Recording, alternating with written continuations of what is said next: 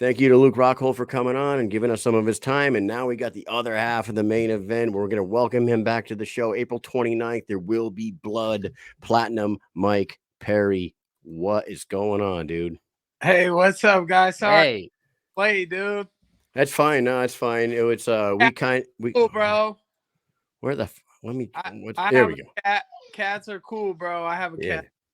Nah, man, I got I'm severely allergic to cats, like more than probably anyone you've ever met. Like I'm so allergic to cats. If I stay in a room with a cat for like 10 minutes, my fucking airways close up, my eyes puff. I die. I will die. look. Yeah, that sounds. I mean, I do Damn. like cats, though. If we Yo, let's that pretend cat that let's you get just pulled up 100 had some like seriously like yellow eyes. That looked like a Yeah. demon cat. Look at he's that motherfucker. he's a little exotic. Whoa, that's Yeah. cool, man. That's cool. You know what? I tell my wife, because my wife's a big cat person. She's extremely allergic to dogs. So she's the opposite of Mike. I'm We'll allergic never to get a cats dog, and right? dogs. Oh, are you? Well, Yeah. you're such a pussy, dude. Yeah, I'm sorry.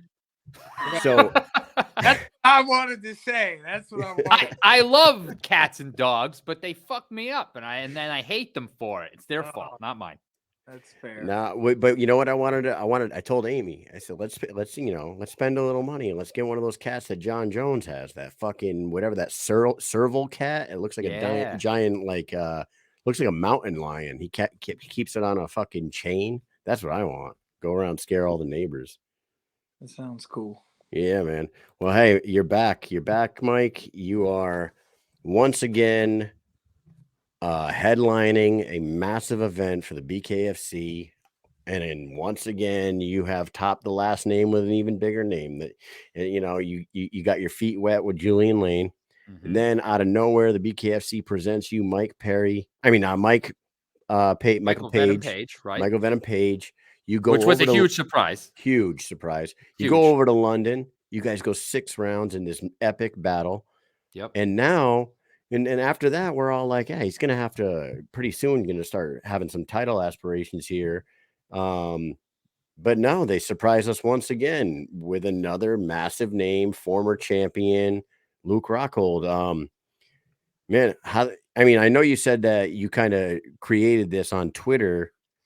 To run us through that one more time, like how did this fight actually make sense to everybody? It's kind of crazy. Yeah, everyone was talking about me boxing the YouTuber and being the guy to shut him up, but then people were trying to steal that fight from me or trying to gain some thunder for themselves, I guess. And I saw Luke on Twitter calling him out, and he said he would outbox him. I was like, well, I'll outbox you. And he's the bigger guy, and it's intriguing. It gets me up in the morning. It excites me, and that's important for a fight camp. To fight a dangerous guy really makes you train and focus to prepare properly. So, I mean, I don't really care how it came to be, but we're here. Yeah. And I'm excited to go do it. And I'm feeling sharp. I'm feeling dangerous. I'm feeling stronger than ever. And my boxing skill, and I'm just, man, I'm ready to put these hands on this dude. Well, we just talked to him, and I brought it up to him. I said, in the MMA world, this fight would probably never happen, right? It's just you guys are divisions away from each other. He's also like world class jujitsu guy. I mean, not that yours is not good either, but you take away his kicks, his grappling, and his jujitsu, and it's just hands and hands. You guys are pretty level when it comes to hand skills, right? Like this really levels the field out. And in a bare knuckle fight, weight classes aren't all that big of a fucking deal. I don't think. I think that like you in a 205 pounder could probably scrap a little bit because it's just this and this. And I mean, I do box with heavyweights. I love throwing hands. That's one thing that people need to realize about this fight, that you know, in MMA, I fought in the UFC at 170. Luke fought 185 and 205, which is a huge gap. Yep. And I mean, he's 6'3", I'm 5'10". He's gonna be in the ring at about 205, and I'll be in the ring at about 190. And you know, so I mean, it's a real challenge for me, and I'm grateful to have it. It really excites me and makes me work harder. And I've been really, you know, I've been eating like good things, steak. I just posted something on my Instagram. I'm cooking up some steak, broccoli, mushrooms, and a baked potato. And I've been lifting weights, pumping iron, and I've been. After we get off of this, I'm gonna post some bag work that I did. I had my camera guy come out, and I got another cool little video that he did where my coach was like wearing a camera holding mitts, and it looks kind of cool. But you know, this is really an awesome challenge, and people, I mean, regular fans or fans in general just, you know, won't understand what goes into this. I mean, I'll tell you this. 8 years ago, Lyoto Machida and Luke Rockhold fought. I watched Lyoto pop him a couple times with the hands. Luke had this stalking, walking forward style in an MMA fight where his hips kind of overwhelmed Machida, his weight, his size, and his strength. And he kind of threw, you know, he got Machida to kind of fall over to the ground without even hitting him, just by just his sheer size and force. And his grappling was phenomenal in that fight. And he really put on a masterclass in that fight. And I bring it up because Machida is a southpaw. He's about 210 pounds. He's 6'2", 6'3".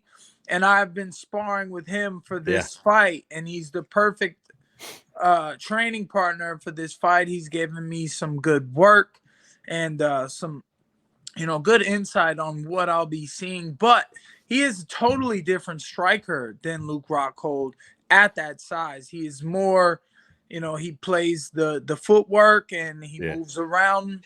And you know, I don't see Luke. I know he's been working on his boxing and his punching, and maybe he has been working on his footwork, and he did say he's gonna stick and move around, and I said that I'm gonna stalk and come forward. And you know, I don't know. I see him being that stocky type fighter, so we might meet in the middle. And I think that's where the advantage goes to me. I'm a little lower. I can move underneath him and get to the side and pop him around the edges. But he is very big, dangerous. He punches really hard, and it's bare knuckles. So those punches, you know, might hurt a little more. The fans really need to understand how big of a challenge and a risk that this is that I'm taking, so that when I go in there and I look better than ever, you know, put some respect on my name. Well, I do think that this is a big risk, but at the same time, I think that you have a great opportunity and you have a huge, I don't think that you're out of this. I think you're way in, right? So for a good comparison that I think for this fight, Knuckle Mania 3 main event, Mike Richmond versus Lorenzo Hunt. Lorenzo is a big guy, right? Mike Richmond used to fight at 135 back in Bellator. He come up, usually fights at 175, fights Lorenzo at 185, fucking was pretty much beating shit out of him during the first round, right? I mean, he was doing very well in that first round. He was beating him pretty good, knocked him down. Then we saw what happened. Lorenzo, bigger, trained, knew exactly what to do. Mike came in, right? Came in, clocked him, and he went down. Not saying that's going to happen in this fight, but I'm just saying that this is like kind of like that same thing. You know, people think like, oh, the size is a huge thing. It's like, no, this is different. This is bare knuckle, man. You hit him right, he's going down. It's not the same. It is a great fight. I cannot wait for this fight. You know? Yeah. I feel you, man. It should be good. I guess that, you can make that comparison, but I guess it helps me remember to, be smart if I do put some damage on them. And I Keep heard your them. hands up. You got to stay on my P's and Q's and Yeah. don't just rush in there trying to finish the night. But yeah, I think this is a little different, I guess. We saw you that night. We were backstage. You were with Lorenzo. We were talking to Lorenzo and his brother, and we saw you. And we said, Mike, when are you fucking fighting again? What's the name? And you go, well, there's a couple names floating out there right now. And I said, well, I can't wait to see which one lands. And you were like, yeah, I can't wait to see which one lands either. I had, if you gave me 100 guesses, Luke Rockhold probably would have never been one of them, to be honest with you. I was like, when this fight got announced, I'm like, man, when he told us that he had some names floating out there, I did not fucking think that was one of them. What the fuck? I thought you'd be fighting fucking Eddie Alvarez, to be honest with you. When they announced the Eddie Alvarez Chad Mendez, I was like, oh wow, what the hell? Yeah, that's a good one. I mean, look, it definitely is partly I can get some credit here because, like I said on Twitter, and I've been I called out Chris Weidman to his face at a UFC event. I was like, how about you and me get in there and do a little boxing, huh? He was like, what, are you serious? I was like, hell yeah, I'm serious. That's Chris Weidman, dude. And then this Luke Rockhold thing. So the other part of the credit definitely has to go to David Feldman and the BKFC crew because, they're the ones.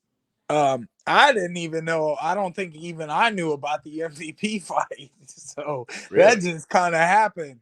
So that one came through. This is David Feldman, man, doing his thing, bringing these big fights. This is why I said people need to put some respect on my name, man, because I'm taking on these high-level professionals in this sport of bare knuckle boxing, and it's been my thing, man. It's going on, and it just suits me. And I really dove into it as far as the training goes. Punching bare knuckle and practicing and learning new techniques. And I love the boxing. I really do. I gotta say, I've always been a boxer at heart, and I still went and I had some success in MMA. I like the elbows. I like the knees. I didn't like getting kicked in my face or in my legs, I guess. And I have great grappling as far as defensively. But back to the topic of size and weight. I mean, I've grappled with Machida, and his size and weight has overwhelmed me on the ground. And I'm a great defensive grappler. I use it. I have the ability to get up on mostly anyone. Especially now that I got this sprawl and brawl style. I mean, I still go and I work with the MMA guys and I box them up and try to make them shoot on me so I can sprawl them and brawl them. And, but I just love the boxing aspect of keep it on your feet. I want to knock Luke down and have him make that 8 count. So he's like, damn, we got to keep going.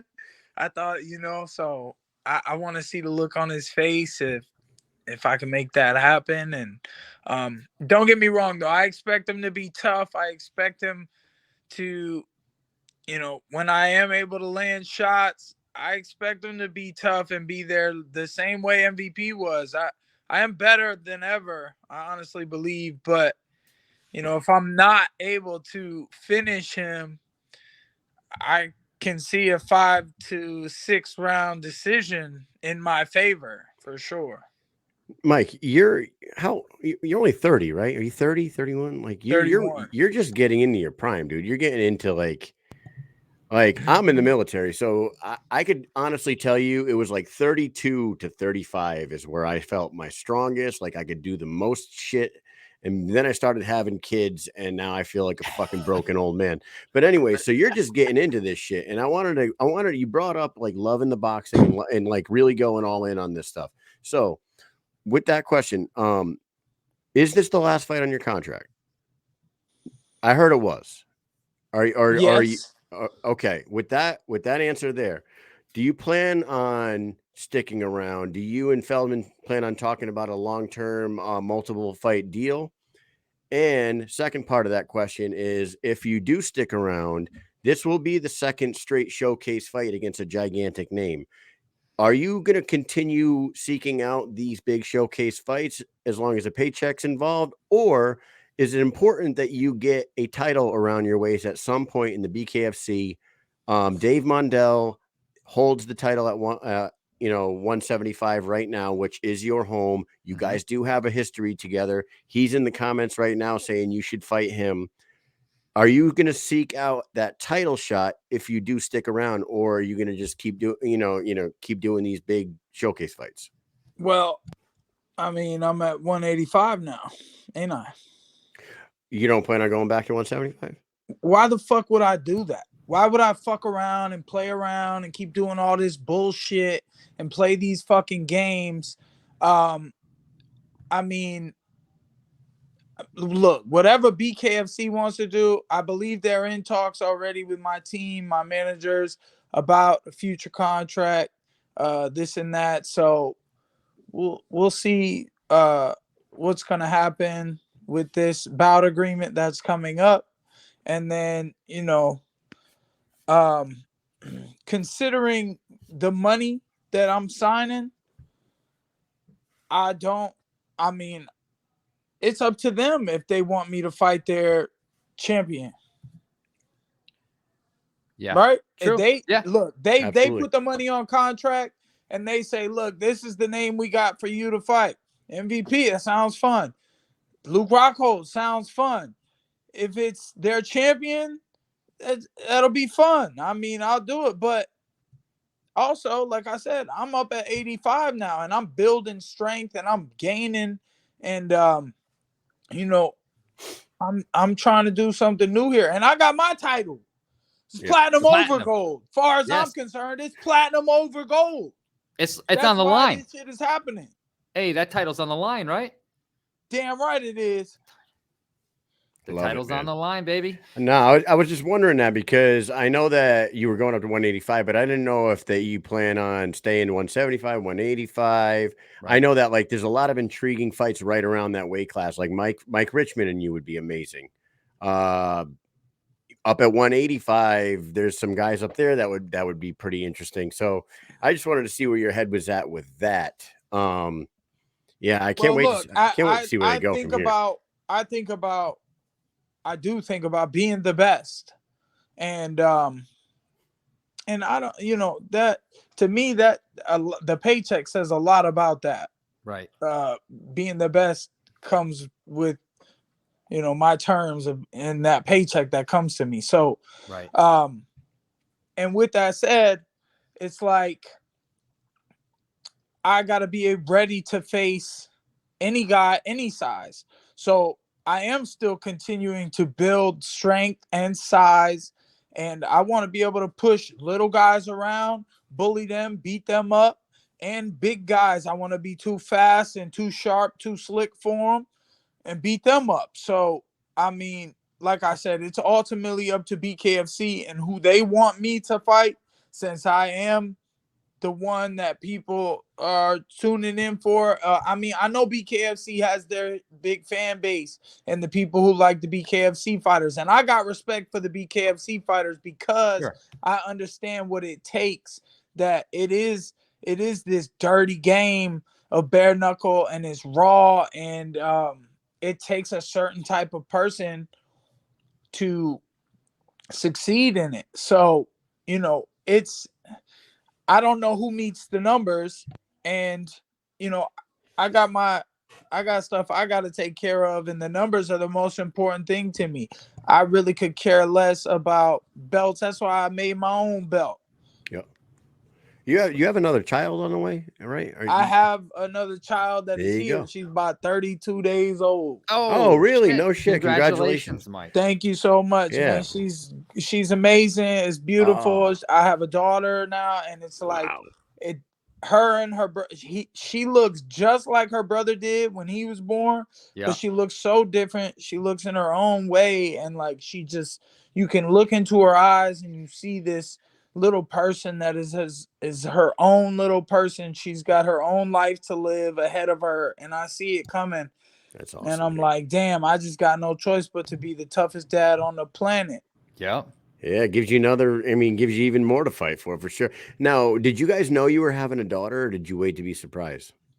We knew. You knew. We got the news. We didn't want to wait Yeah, I can't because we wait. wanted to know. we had a boy first, and my wife was like dead set. We're having a girl. Second one, I'm like, well, I don't think you get to choose, right? So she gets pregnant, and like everything's different. Like she's craving different food. She's acting different. She's like, everything's different this time. We're definitely having a girl. We're having a girl, and then we have a fucking reveal party. And it's a boy again, and like she started crying, dude. She started crying right there, and I felt so bad for her. Like everybody there was just like they didn't really know how to react because Amy was in tears. Amy's in tears, like. But now, like we had two boys, and the second boy is fucking awesome. So like everything happens for a reason. But good on you. You guys got one of each, man. That's fucking awesome. Are you going to continue? Is it? No, we have a cat, a dog, a boy, a girl. It's a good family right there. We're set. We're set, dude. Yep. But I'm sorry, man. I hope your wife, I don't know if you guys are gonna try again. I hope she gets that daughter in her life. Oh no. She's a boy mom now. She's all in. She's actually, well, good for you, isn't it? That's good for you. She's a boy mom. She's all about sports and martial arts and whatever they I didn't want get to do. my boy. I'm over here just waiting. But he's two girling up there. Two girls. You know what? It is what it is, man. You'll love it. The girls are great. I thought, hey, I want a boy. I'm a guy. I need a boy, you know? And I got a girl, and then I got another girl. And I'm like, you know what? I love these girls, you know? So it is what it is, right? Look at this. Yeah. Amy Mish in the comments. I don't want a daughter anymore. There you go. That's right. She's just trying to fucking throw that. Well, you're a tough girl now. Nah, man, congratulations on that. That's awesome. Good for you. I knew that she was pregnant. I didn't know that it had already happened. That's incredible. Yeah. So gives you even more incentive on April 29th. We cannot wait for this. Mike and I are going to be out there. There's going to be a press conference on Thursday. They got the weigh-ins on Friday, and then this massive goddamn event headlined by you guys. You got Eddie Alvarez and Chad Mendez and Beck and Misfit and Big Ben Rothwell. What the fuck? Crazy. Ben, I mean, like you said, Feldman put together. Those guys really pulled out all the stops for this one. We're going to ask you some final questions real quick, and then we're going to let you get on up out of here. We asked the same question to Luke, and it has nothing to do with your fight. This weekend, there's a big boxing match. There is Tank Davis and Ryan Garcia. Who do you have winning that fight, Mr. Perry? And how do you see that fight ending? Oh, I mean, to me, it's not even like a thought. Tank is definitely going to win. Yeah. But I could be wrong. Ryan's tall. He's got quick little shots, but Tank is calculated. He's powerful, man. He is the face of boxing. It's a 12-round fight. Boxing usually starts around the 6th, 7th round. The first 6 rounds, they're like figuring it out. And, that's what's crazy about BKFC is because there is no time for that. Right. You get 5 or 6 2-minute rounds, and they're like, fight, go, knock them out, finish them. Yeah. Yep. I fucking love it. Nah, man, a lot of people are picking Tank for sure. It's obviously like a speed versus power thing, an experience versus, all length versus. Well, they both have speed and power. It's a length versus, that Tank swagger, getting a shot off, that boxing swagger that Tank has. He kind of is the face of boxing right now. So I was listening to Jerry Cooney and who the hell's he do? Out Inside the Ring or whatever it is on Sirius XM, the midday boxing show, and I was listening to that, and both of them guys said they have never seen power in the hands of a man the size of Tank Davis before. both of those guys knows, and I can't remember fucking whoever the other co-host is. They're both been in boxing for 35, 40 years. They both agreed that at his size, they've never seen power in a guy that small's hands before. So that's got to be saying something, man. Tank's packing some dynamite for sure. In my opinion, I've always believed that bantamweights, 135ers, have like the most power because they have a lot of speed. And what made me think that was years ago in 2017 when I went to the athlete retreat in the UFC, we were all punching the punching machine. Me, T. Woodley, all these UFC fighters. And there was this bantamweight, but he wasn't 135 at the time. He was probably like 55. But he had the build for it too. He had these long arms, and I don't even know who this guy was, but he was a UFC fighter, but I don't remember his name. But I know he hit that machine harder than everybody there, and he said he was a bantamweight. No and way. He hit that shit so fast and so hard and precise every time. Jesus. He blew us all away. Yeah, it's amazing what kind of strength can get in those little fucking hands, man. It's crazy. Look Here we go. Dodson. Number 2. That guy's a fucking bomb. That guy explodes. It's pretty amazing. It really is. Yeah. All right. Number 2. If your life was on the line and the only way you can live is to rap an entire song without making a mistake, what song are you going to pick? You're going to die. You're going to die. Dude. Over. Unless you rap, you got to rap your way out of this situation. Well, the only one I can think of right now is "Drop the World" by Lil Wayne and Eminem. You know every single word? I don't, but I know a lot of it. I know a lot of it. You're going to die. I know a lot of it. You know which one I think I would do is I would do the anthem, the national anthem. Rough Riders anthem. Oh, say, can you see? You got to rap that shit though. By the dawn's early light. What so proudly we hailed at the twilight's last gleaming. Damn, rapping it makes it hard. Yeah, it's hard because it doesn't rhyme at all. There's no rhyming in there. I guess that's it for me. What did Luke say? What did Luke say? I didn't ask him. We didn't ask him. No, we didn't ask him that question. We asked him what the fuck? We asked him if he'd rather be surfing, skating, fighting, or fucking. Yeah. Oh my God. I can guess which one he said. Yeah. Everybody in the car at the same time. All right, number 3. Do you think Jake Paul picked Nate Diaz as his next opponent because he's afraid of you? No. No. Hey, I was trying to serve you one up. It's not like he's gonna fight me bare knuckle. 2, he would fight with boxing gloves on. And 3, it's not about being afraid. It's about Nate. I don't think punches with the power that I punch with in the boxing style I box with. And Nate has more fans and followers that will probably tune in, unfortunately, to him rather than me. But that's, put some respect on my name, dog. This bare knuckle shit is no joke. It's the realest. I love it. It's the best. All right, number 4. If you could bet on yourself at BKFC 41, what's the largest amount of money you'd be comfortable throwing down on yourself? If it was legal for you to bet on yourself, what would you put down? Man, I don't I'm not a big better like that, but and here's the thing. So like with the Tank and Ryan Garcia fight, there was a live stream and they're like, "Oh, put your whole purse."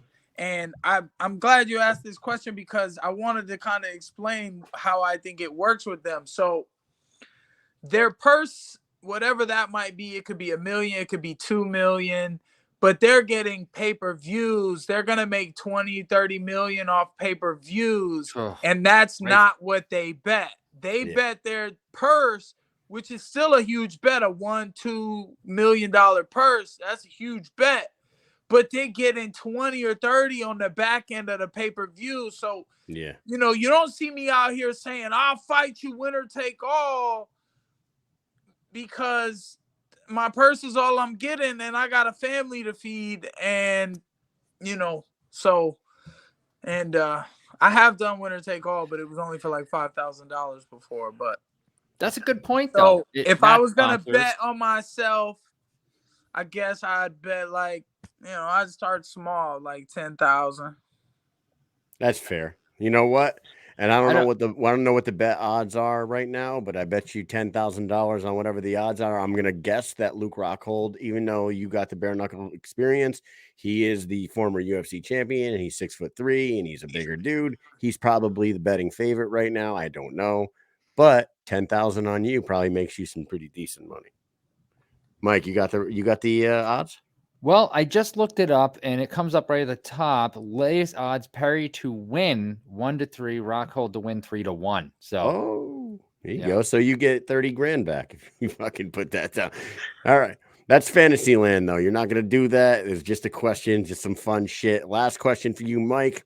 You've been making a name for yourself. Like I said, you're only 31 years old. You're a young man in the sport. You're coming into your prime 10 years from now.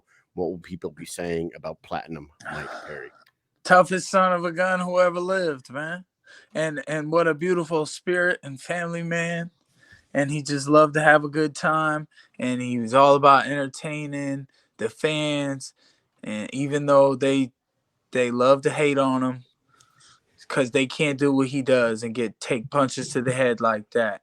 And punch and just keep coming. He never stopped coming. I just kept on coming, baby. I'm coming all in your face. Yes. I fucking saw that coming. Hell yeah. Dude, that's you saw awesome. that coming? You know, I saw that coming. Yeah. Yeah, fucking perfect, Jesus perfect, Christ. perfect. All right. Close your mouth. Oh man. No, you are an entertainer, and I love that. They're like, not to keep going, but we're gonna let you go in a second. When you were in that press conference and whatever Luke said to you, and you were like, I don't give a fuck. I like to get fucked up. I drink during the weekdays. I don't give a fuck. I was like, man, that is just pure honesty out of this dude. He just does not give a fuck, and that's why people are loving you, dude. It's for sure. Actually, you want to know what's funny? They get. It's hard for him, I noticed, to keep a straight face and be angry with you and go back and forth, because you'll say something and he cannot help but laugh because you said something and you said you're not good with words either, and he just basically was like he couldn't respond to you because you make him laugh, so you get him right out of his character. He can't even try to like act mean or tough back to you because it's just fun. It's funny, you know. I mean, I got respect for what he's done and his accomplishments, and I'm grateful for the opportunity to face him.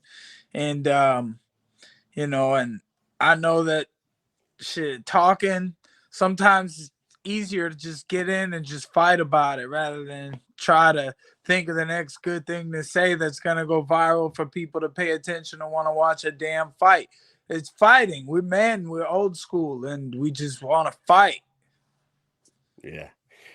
Bullfrog Actual in the comments says you would have made a good drill sergeant, and I think so, because drill sergeants were, one, intimidating as fuck, but two, funny as fuck. And if you laugh at any of the shit they say, they just smoke the shit out of you even harder than before. And like that, you know, you picture perfect for that. But anyways, dude, next week, Denver, Colorado, BKFC 41, biggest event they've ever had. We'll see you there. I can't wait to see the press conference, the weigh-ins, the fights. Any last words you want to say before we let you get up out of here, man? Man, I hope Luke is sleeping in his hotel room the night before the fight and he ends up with some brown stains on the mattress because he shits his pants scared to fight me. And he gets in the ring and gets knocked out. Luke Rockhold, I'm going to knock you out. Bare knuckle boxing. Shout out Marcus Cypher. There it is, man. Mike, you got anything left for the platinum one here? Hey, listen, I cannot wait for next week. We will see you there. We'll get another interview then. We'll see you at the fights. It's going to be a good week. Denver's beautiful. Can't wait. Thank you, Mike and Mitch. Salute, fellas. Have a great night. Thank you. All right, brother. Take it Later, easy, Mike. man. Later.